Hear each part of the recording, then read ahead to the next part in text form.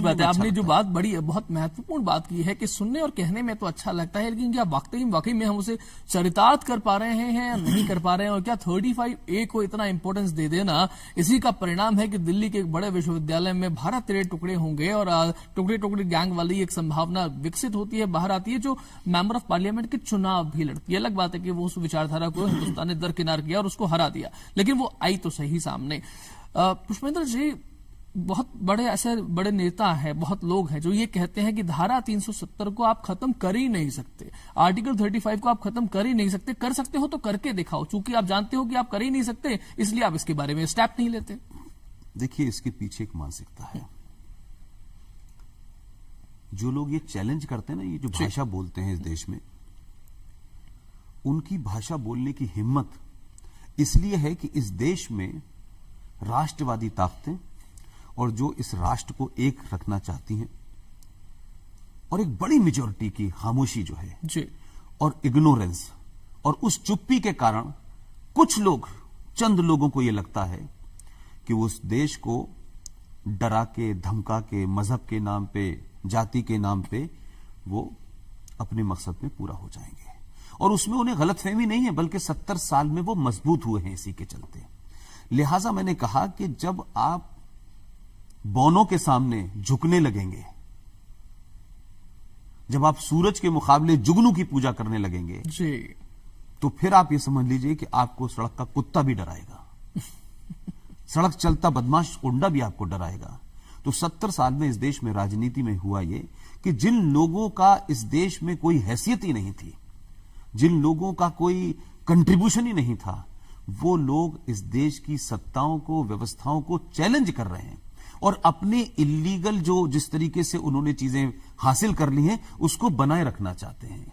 इसी चुप्पी के चलते भारत में एक मुख्यमंत्री जो भारत के संविधान की शपथ लेके मुख्यमंत्री बनती है और उस राज्य के किसी एक इशू पे सुप्रीम कोर्ट की 5 जजेस की बेंच उसके ऊपर बहस कर रही होती है और सुप्रीम कोर्ट में मुकदमा चल रहा होता है, वो किसी पॉलिटिकल पार्टी के ऑफिस में बहस नहीं चलती है, लेकिन वो मुख्यमंत्री ये कहती है कि अगर आर्टिकल 35 से छेड़छाड़ की गई, जो कि जिसके बारे में चर्चा सुप्रीम कोर्ट में चल रही है, लगातार डेट में चल रही है, वो कहती है कि जम्मू कश्मीर में तिरंगे को कंधे देने वाला नहीं होगा। जब वो ये शब्द बोलती है और उसको लगता है कि पूरे देश में वो प्रतिक्रिया नहीं हुई, लोग इग्नोरेंट हैं, तो उनकी ताकत मजबूत होती है जी। मैं ये कह रहा हूं कि आज आप देखें कि पिछले 70 सालों से इस देश में कुछ लोगों ने ब्लैकमेलिंग की पॉलिटिक्स की। ये बात अलग है कि माहौल बदला, कुछ दूसरे पक्ष के लोगों को भी समझ में आया और कम्युनिकेशन के दौर में कुछ चीजें छुपाई नहीं जा सकती। तो आज ये तो 1954 में की थी आर्टिकल 35 है। क्या देश में लोगों ने कॉन्स्टिट्यूशन नहीं पढ़ा था या जो लीगल ईगल थे उनको नहीं पता था? तो आखिर 4 साल से सुप्रीम कोर्ट उस पर सुनवाई कर रही है और उस पर कोई डिबेट और बहस तो होनी नहीं है, सिंपल सी बात है। अगर उस पर फैसला है तो सुप्रीम कोर्ट या इधर दे दे या इधर दे दे। लेकिन ये जो ब्लैकमेलिंग है फारूक अब्दुल्ला की, उमर अब्दुल्ला की, मुफ्ती की, अरे साहब हम ऐसा कर देंगे, 1947 जैसे हालात कर देंगे, वो इसलिए झूठ बोल रहे हैं कि आप में से या देश में लोगों ने जम्मू कश्मीर राज्य का संविधान भी नहीं पढ़ा है। जम्मू कश्मीर राज्य का संविधान जो 1957 में बना, उस संविधान का जो प्रीएम्बल है उस प्रीएम्बल के सेक्शन 3 में क्या लिखा हुआ है। इसलिए कि देखिए, कुछ चीजें पढ़ी नहीं गई, बताई नहीं गई, साइलेंटली बताई गई, कॉन्शियसली नहीं बताई गई।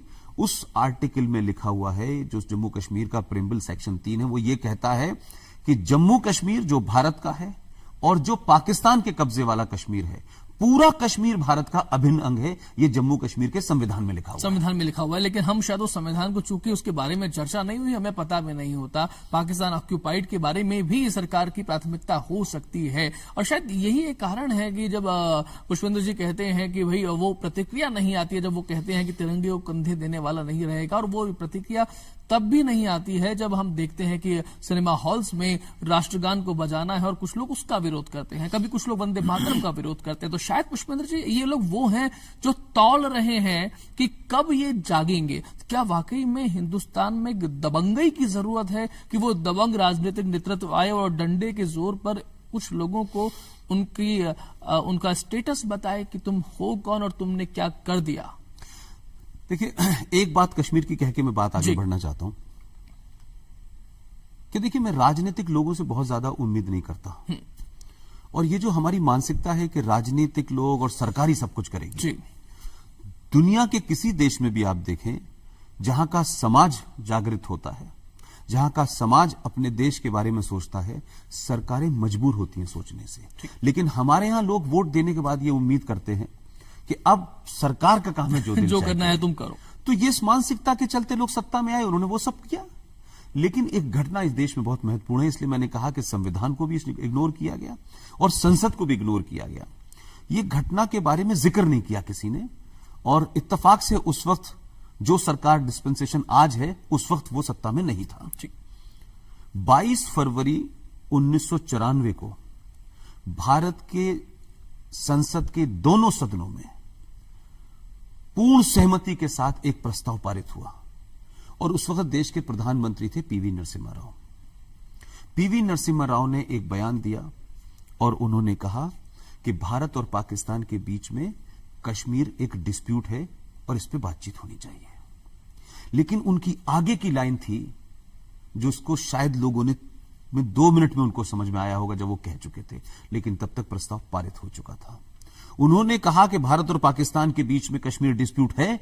डिस्प्यूट सिर्फ इतना है कि जो कश्मीर भारत पाकिस्तान ने नाजायज तरीके से अपने कब्जे में लिया है, वो भारत को लेना है। सिर्फ इतना ही डिस्प्यूट है और कोई डिस्प्यूट नहीं है। इसको ध्वनिमत से पारित किया गया 22 फरवरी 1994 को। लेकिन उसके बाद 22 फरवरी 1994 से आज 2019 हो गई। सरकारें वो भी थीं, ये भी थीं। संसद सरकार से बड़ी होती है। संसद का पूरी ध्वनिमत से कोई प्रस्ताव को पारित करना वो सरकारों से बड़ा होता है, वो संसद का डॉक्यूमेंट होता है।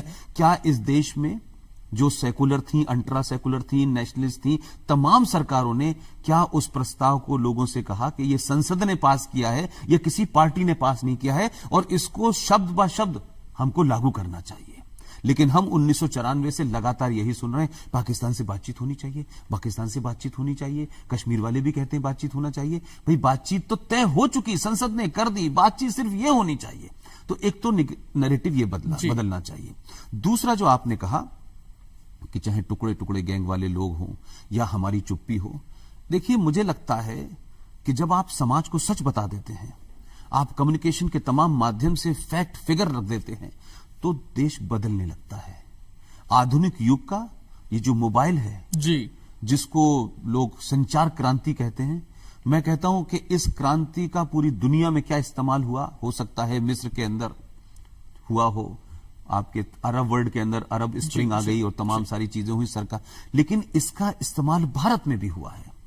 वो फोर्सेस जो अब तक एक ही नैरेटिव को पढ़ रहे थे, चाहे वो इरफान हबीब का नैरेटिव हो, रोमिला थापर का हो, नूरुल हसन का हो, जब उनको पढ़ने के बाद इन ताकतों को मौका मिला और इन्होंने दुनिया की किताबें पढ़ी और फैक्ट पता चला, तो यह पता चला कि इस देश के साथ इतिहास के तौर पे, शिक्षा के तौर पे जबरदस्त घोटाला हुआ है। और अब जब चीजें उनकी समझ में आने लगी और वो हीरो जिनको दबाया गया और वो बौने जिनको बड़ा किया गया, आज समाज उनको दोनों के बीच में जब तोलता है, तो हम कितने भी बड़े बड़े शब्द उनके लिए इस्तेमाल करें, वो विजनरी थे, वो ये तमाम, वो बौने साबित होते नजर आते हैं। और जिनको आपने इतिहास में दबा दिया, क्योंकि अगर वो बड़े होते तो आपका कद छोटा होता। तो चाहे सुभाष चंद्र बोस के साथ जो किया, चाहे वीर सावरकर के साथ जो किया, चाहे खुदीराम बोस के साथ आपने किया, तो ये तमाम ताकतें किस बारे में जो आज समाज पढ़ रहा है और आज का युवा पढ़ रहा है, जिस युवा को हम कहते हैं कि उस पर समय नहीं है, लेकिन अगर आप उसको फैक्ट और फिगर के साथ दे दें, तो उसका अंजाम यह होता है कि 2014 से जो आंधी चली है, वो इसमें 30 साल के बाद ये देश में ऐसी सरकार है कि दोबारा मेजोरिटी में आई है। तो लिहाजा एक तो ये जो होता था ना कि 2 हमारे, 3 हमारे, 4 हमारे, हमें रेलवे दे दो, हमें ये दे दो, हमें ये दे दो, ये दुकानदारी बंद हुई। तो पूरी पॉलिटिक्स का नैरेटिव चेंज हो रहा है। इस नैरेटिव में जिनको मैं राष्ट्रवादी फोर्सेस कहता हूं, या वो लोग जो राष्ट्र के बारे में बात करते हैं, उसके बात कहने वाले लोग पहले शर्माते थे, सबमिसिव थे, उनकी बात नहीं कोई सुनता था। लेकिन आज बातचीत इतनी स्ट्रांग और इतनी ताकत के साथ लोग रख रहे हैं कि बगैर कहे देश आपकी बात सुन रहा है। और जब सुन रहा है तो उसका असर ये हो रहा है कि ये मान के लोग चल रहे हैं कि सड़क बनाती है, पानी देती है, ये रूटीन है। लेकिन देश को मजबूत करो, और 70 साल में पहला चुनाव हुआ जो राष्ट्रवाद और राष्ट्रवाद के खिलाफ हुआ। ठीक बात है पुष्पेंद्र जी, आपने बात कही और सही बात भी है कि जो सड़क किनारे बैठा हुआ है अपनी छोटी सी झोपड़ी लेकर, जिसका वोट भी पड़ता है